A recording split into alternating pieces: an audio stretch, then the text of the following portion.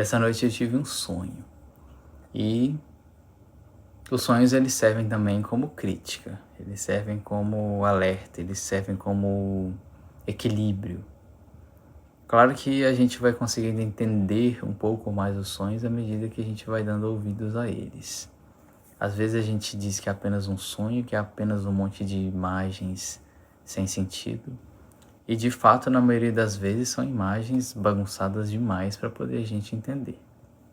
Mas os sonhos, eles são mensagens simbólicas. No sonho eu me encontrava com uma mulher e ela me criticava. A crítica que ela trouxe foi justamente a respeito das minhas falas a respeito de quando eu trago as passagens de Jesus nos vídeos. No sonho ela falava que eu estava tentando construir os vídeos baseado em Jesus, baseado nas passagens dele. E eu senti aquilo como uma crítica, aquilo me afetou. E se me afetou como me afetou é porque talvez em parte seja verdade. E aí essa parte é um tanto incômoda, né? Porque eu tô falando de tarô, eu tô falando de 4 elementos, eu tô falando de simbologia, do Yin Yang. E tô acrescentando também a passagem de Jesus, porque parte dessa construção minha aqui tem a ver com uma jornada espiritual, do qual a gente reconhece a nossa parte, do qual a gente também precisa reconhecer que existem princípios das quais funcionam e a gente opera junto a eles apenas. Então, quando ela falou no sonho que eu estava tentando construir e colocar Jesus como centro aqui, não vou dizer que é mentira completamente não, mas eu também não acho que seja tão central. Eu tô falando de questões que vão muito além do que questões que foram tratadas na Bíblia. Até porque eu nem sou uma pessoa religiosa, posso dizer isso. Eu estou trazendo as passagens dele pela obra que ele fez. E a obra que ele fez é extremamente resumida e reduzida diante de tantos de livros que a Bíblia possui. Mas por que eu estou falando isso? Acho que é porque eu quero continuar dando um significado simbólico e uni-lo junto aos arcanos aqui.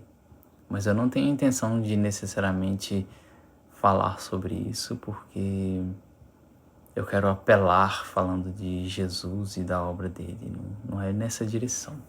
Apesar de que eu não posso dizer que também seja completamente fora de questão essa ideia. Parcialmente isso é verdade.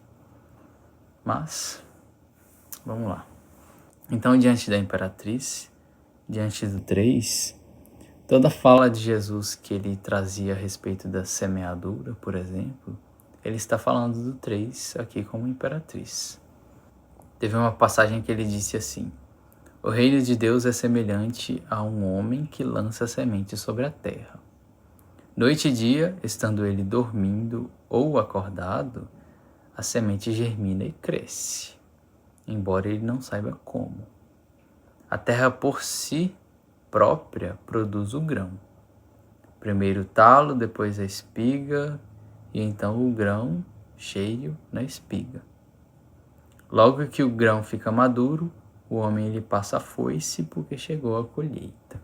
Ou seja, aqui ele está falando do princípio do 3, aqui ele está falando da imperatriz. Como que a gente pode enxergar a imperatriz simbolicamente oculta aqui?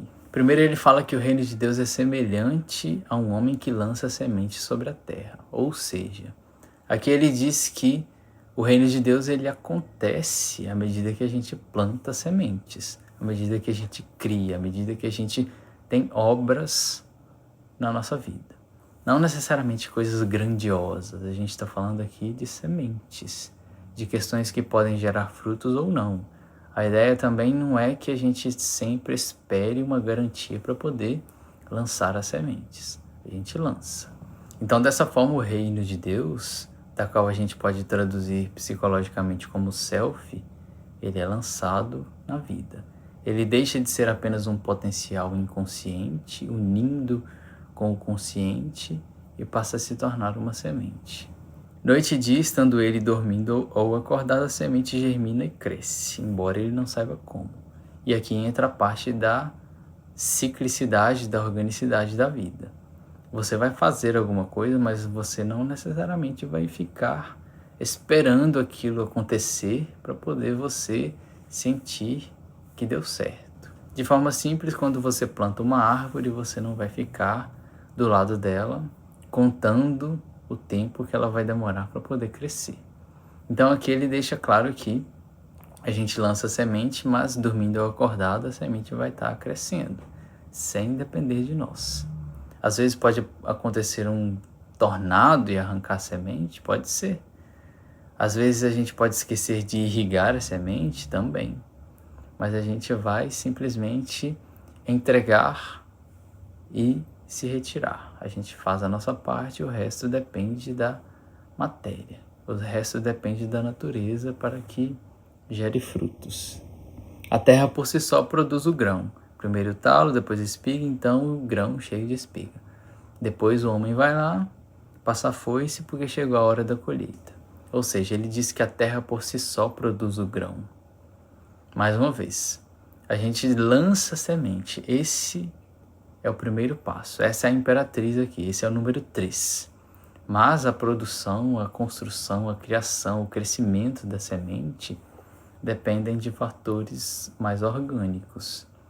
Dependem do clima, do tempo, da época, da sua dedicação, na parte que lhe cabe e por aí vai. Essa é a nossa imperatriz. E depois chega a hora da colheita. A hora da colheita também é incerta.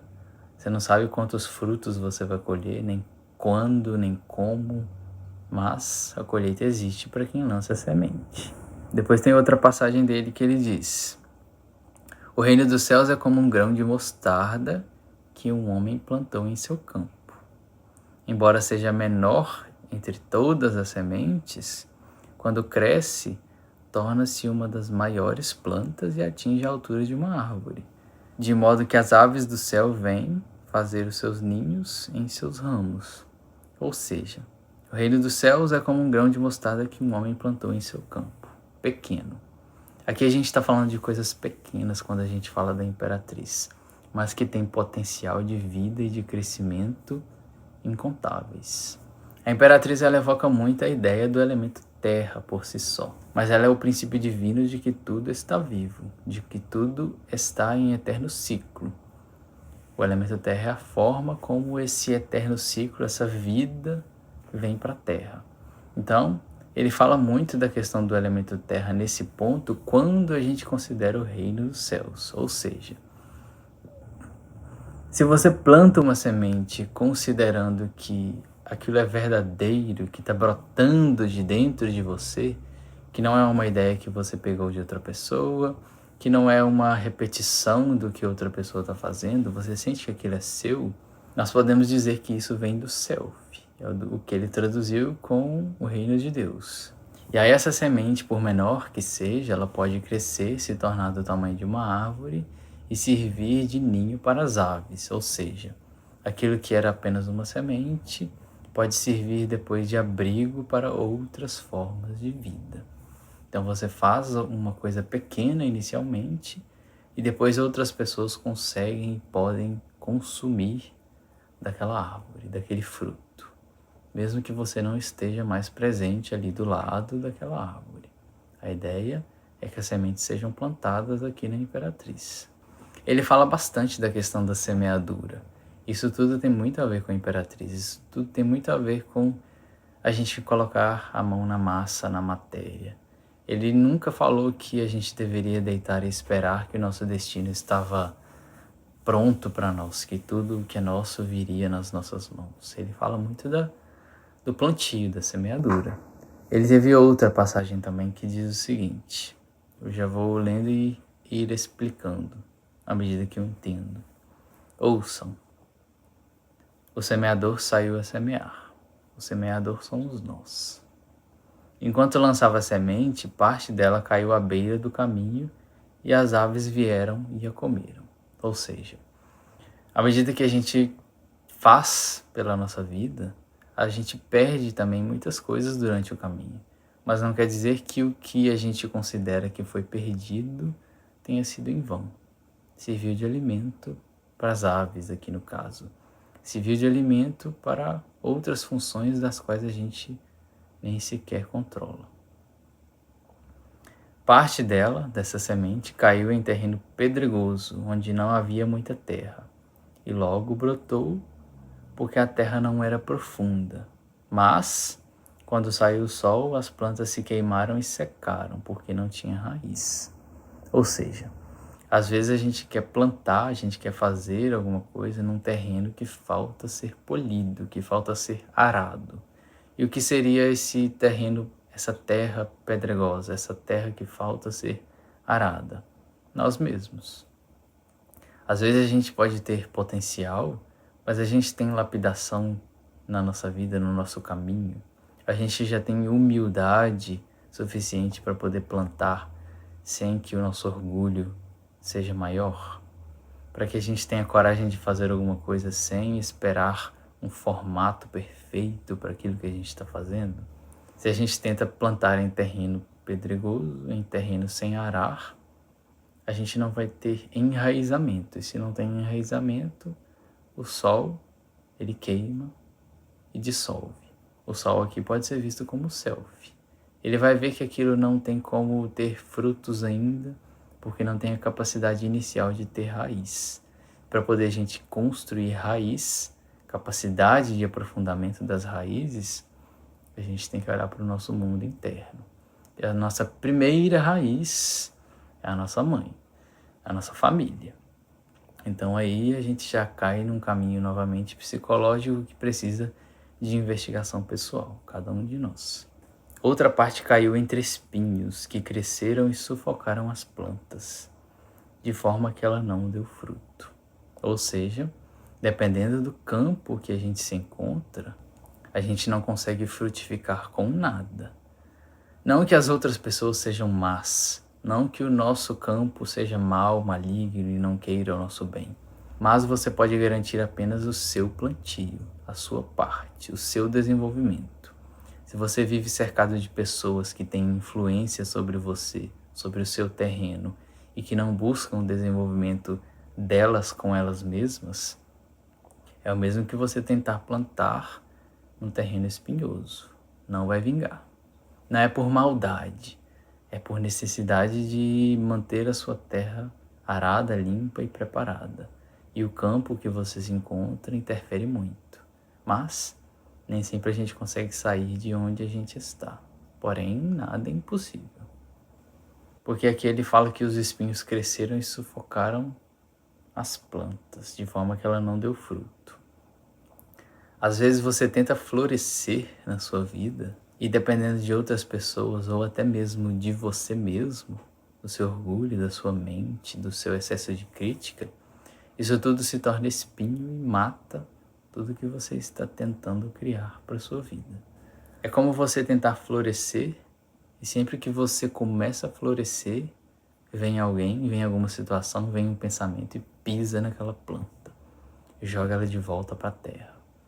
Se você não sai dessas situações, sejam internas ou externas, nada flui, nada frutifica. A outra parte de sementes caiu ainda em boa terra. Germinou, cresceu e deu boa colheita, a 30, 60 e até 100 por um. Não entendo o que é isso. Mas germinou, cresceu e deu boa colheita. Ou seja, diante do nosso plantio, diante do que a gente vai criando na nossa vida, das sementes que a gente vai lançando, algumas tendem a dar certo. E o que seria dar certo, né? Vai te trazer dinheiro, vai te trazer sucesso. Eu poderia dizer que o dar certo aqui, junto da Imperatriz, vai muito além disso. Essa boa colheita, ela representa mais uma satisfação interna em estar vivos. Porque quando a gente fala da nossa conexão com Deus, no fim das contas a gente não precisa de mais nada. Mas é claro que a gente precisa considerar a manutenção da vida e tudo mais. Mas quando a gente lança uma semente, essa semente dá certo, essa semente frutifica, a gente pode traduzir com os seus passos que estão sendo iluminados, florescidos enquanto você caminha. Isso por si só já é satisfatório. porque isso retrata o reino dos céus se tornando matéria, se tornando corpo, se tornando real no seu caminho. Mesmo que ninguém veja, mesmo que ninguém valide, isso tudo vai mostrando que, para você mesmo, que vale a pena, pelo menos, você tentar semear. Mesmo que ninguém vá colher dos seus frutos, mesmo que os seus frutos não sejam garantidos de que vão florescer. Então, boas colheitas acontecem apenas para quem tenta arriscar a semeadura em terrenos que muitas vezes são impróprios. Pelo menos você tentou. Enfim. E aí a gente, com isso, encerra a Imperatriz. Ela é bem orgânica, ela é grande, ela é o 3. O 3 a gente encontra a própria Trindade. Deus Pai, Deus Filho e Deus Espírito Santo. A gente pode traduzir isso como self-ego e sentido de vida. Deus como o potencial de tudo, como sol, ego, filho, nós, a nossa ação, e o Espírito Santo como o Espírito que dá direção, que dá sentido, que é a nossa linha de conexão com o self. Afinal de contas, qual o sentido da nossa vida? Qual a direção? Qual o propósito? Isso quem dá é o Espírito.